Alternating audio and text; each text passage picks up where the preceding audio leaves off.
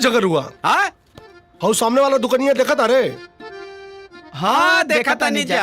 हाउ ऊपर का माला देखा था रे? हाँ देखा था नीजा। हाउ दरवाजा देखा था रे? हाँ देखा था नीजा। दरवाजा तो बंद बा। अरे अरे तो हम 3 तक गिनती की ना और दरवाजा खुली पट से। का बात कर रहा था? देखा तमाशा? 1 2 रुका 3।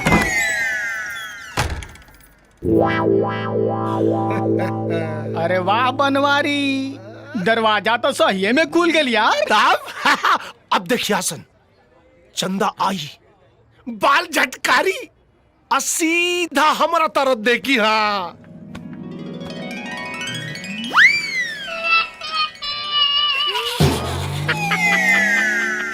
तोरा के तो देखबे ना कई। अरे पागल बड़ा कासन, ऐसे कैसे देखी? अब तो हनी खड़ा रहा तब लजा गई लोई ना।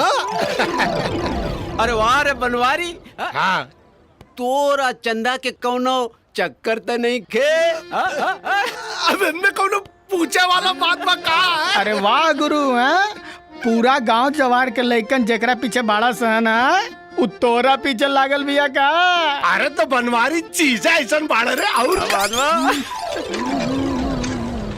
आ गई ससुरा सनी के 7.5।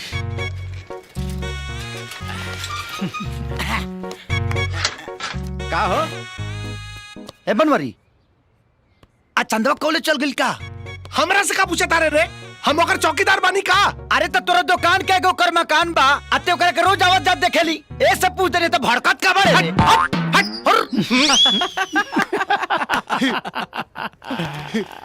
ए झगरू, ए बुधौन, एगो बात बताई। बोला।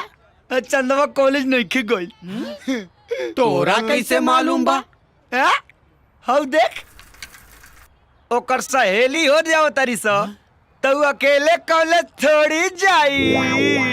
प्रभु अबे हमें कौन बर्बाद बे? ई तो कौनो अनहरो बता दी। अनहर बता दी, तोरा खानी बानर ना बता। ए चंदा, अच्छा तू लोग चंदा तोर सहेली आ गए सन रे। आवता नहीं बाबूजी।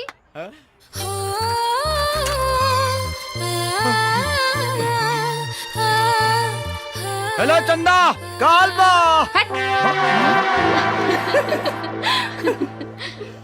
बनवारी, हम आओ तनी। आज ना आइल हो? आई वो रोज आवेला ना, वो आज आई। देखो चंदा, कॉलेज आता रुका ना, चिपरी थापे जाता नहीं। तोरा कॉलेज के स्टैंडर्ड इतना खराब हो गइल बा कि तोरा के चिपरी पाथे के ट्रेनिंग दिया था। दूर करे ना। बड़ा बेशरम बा, रोज छेड़ेला। रोज का वो तो हमरा के बचपन से छेड़ेला। तब तू के मना काहे न करेलू हो? अरे ना हो, हमरो भी मजा आवेला। काहे कि वो रोज हमके नया तरीका से छेड़ेला। ऐसा छेड़े वाला हम आज तक ना देखनी। तो वो तोरा पसंद बा का? बात वो कहाँ अपन गांव के सड़ियल कॉलेज में पढ़े वाला, हम शहर के हाई क्लास कॉलेज में पढ़े वाली। हमार मनपसंद लड़का तक कार में आई, सूट बूट पहनी, अंग्रेजी में बात करी। डाइनिंग टेबल पे खाना खाई। का बे बड़ा ठोक के गेल रहले ताओ, चंदवा नाने देला सब भाव है ने आओ। अभी हमार भाव ठीक से कहाँ भइल बा बेटा, लागत ता गीता तो ना पड़ेला ही। और मैं स्पष्ट लिखल बा, कर्म करते रहो बेटा, फल की चिंता ना ही करो। हमार काम बा कईल कर्म, और फल देहल तो ऊपर वाला के हाथ में बा। बुझली रे भगचोन? हार प्रभु